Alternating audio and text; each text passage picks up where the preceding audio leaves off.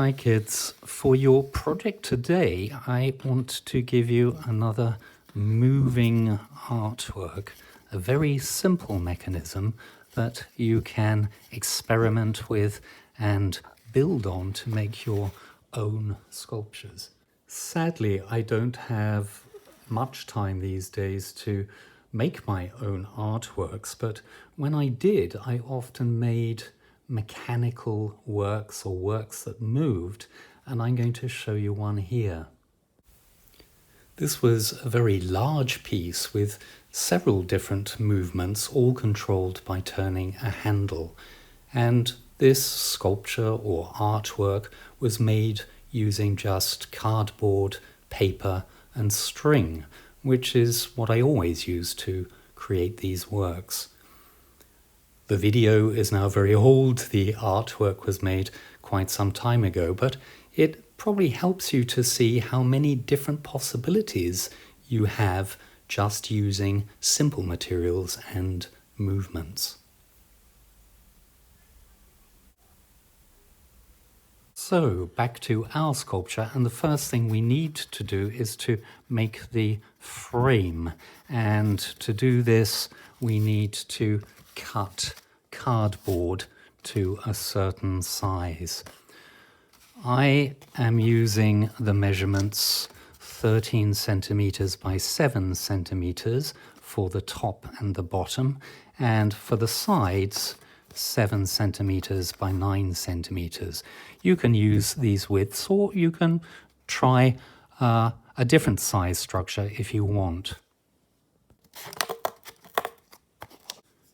So I have my pieces cut, and in a moment I will stick them together. But the first thing I need to do is to make a slot in one of the longer pieces. In fact, this will be the top. So I will just draw that. You could also use a ruler, of course. It needs to be just about 1.5 centimeters wide and about halfway across the piece of cardboard.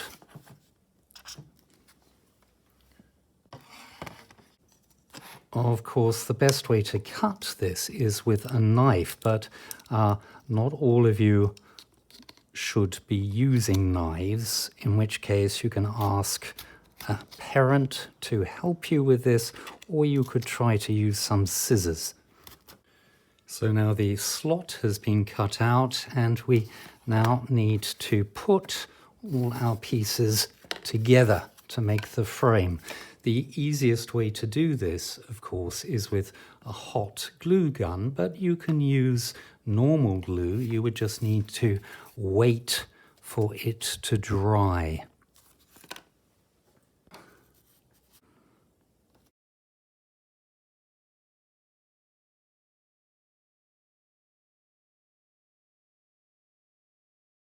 The next thing we need to do is to put a stick through the frame. Here I've got a chopstick. I know that some of you had problems finding sticks like these before. You could use a stick from the garden as well, but it would need to be as straight as possible. And also it needs to be as round as possible because it needs to turn inside the frame. We need to do some measuring on both of the sides so that we can find the same point on both. Each side is 7 centimeters wide. Half of 7 is 3.5. Each side is 9 centimeters high, and half of 9 is 4.5. If we connect those two measurements, we find the center point. Okay, so I have made my mark at the center point on both sides, and the safest way to make the hole is using a sharp pencil and just push it carefully through the point.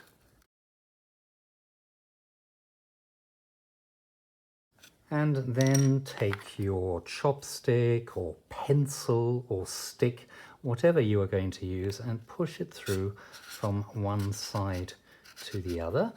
And then turn it a few times so that the holes get wider and looser. So the next thing we need to do is to make this little wheel, the part that moves on the chopstick. And you have to think about the size of it because it should not come right to the top of the frame. So in other words, there needs to be a little bit of space between the slot and the top of the wheel. If that seems confusing, have a closer look at the wheel here. You can see that the stick is through the wheel towards the bottom, not the middle.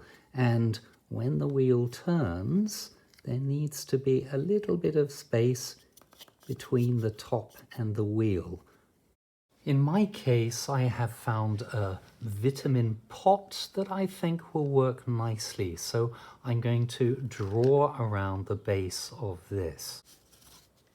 And in fact, I'm going to draw 2 extra circles, 3 in total, and you will see why soon. Cut the first one out, and then, as I say, you will need to draw a point for the hole towards the bottom. And then, to make the hole, you can do the same thing with a sharp pencil, just push it through. Okay, so now you have your wheel, and you need to now push the chopstick or stick back through the frame and then attach the wheel and then move the stick through to the other side. Move the wheel so that it is under the slot and turn it a few times to see if it is working smoothly and that there is a little bit of space here at the top.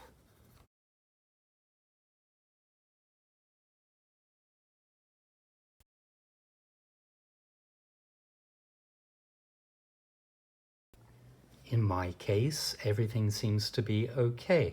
And in fact, this would work just with the very thin wheel, just with the one circle. But it is better if it is fatter.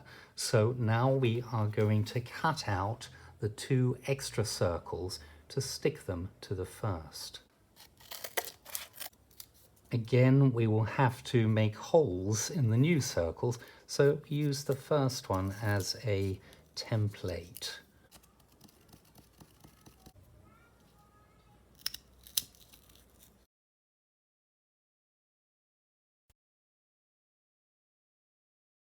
Okay, so now I've got a much fatter wheel, and again I'm going to put that back inside the frame.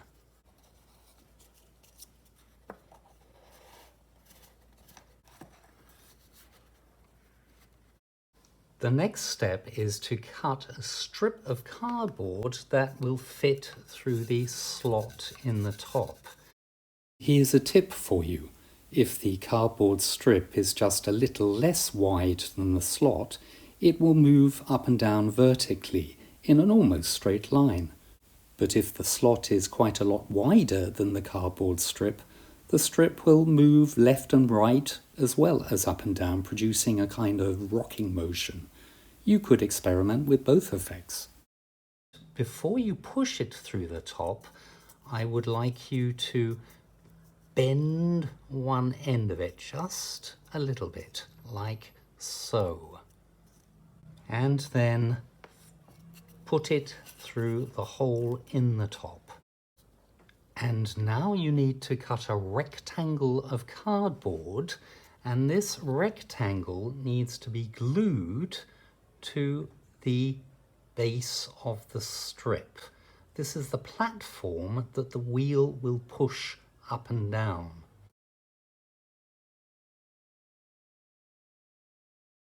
And then stick your platform onto the strip. like so.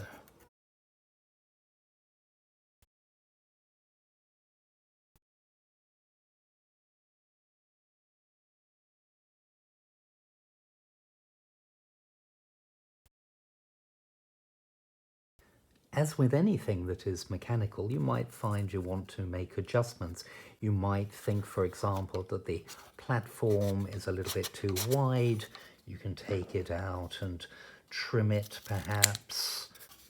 Or you might find that you have made your wheel too big. You can always cut it to make it a little bit smaller. Yeah, sometimes you need to work on a project like this to make it function in the best way possible. There are just a couple more things we need to do, and one of them is to make sure that when the wheel is in the right place, the stick doesn't move in the frame. The best way to do this, or the easiest way to do this, is with some silver foil, and you just need to tear a strip of foil and squidge it up into a kind of worm shape.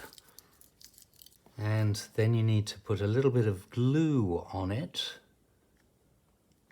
and wrap it around the stick. Make sure you don't stick the stick itself to the cardboard. And of course that will prevent the stick from moving in this direction. You then need to do the same thing inside here, and that can be a little bit more difficult, but you've got smaller, steadier fingers than me. So now the stick can't move in that direction either. And the final touches, a handle. And again, you can just use cardboard to make this, or if you wanted a prettier handle, you could use more sticks or anything you want, really.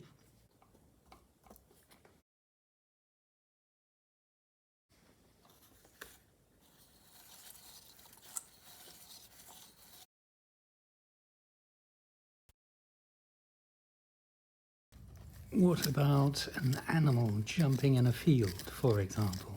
Or a boat on the sea?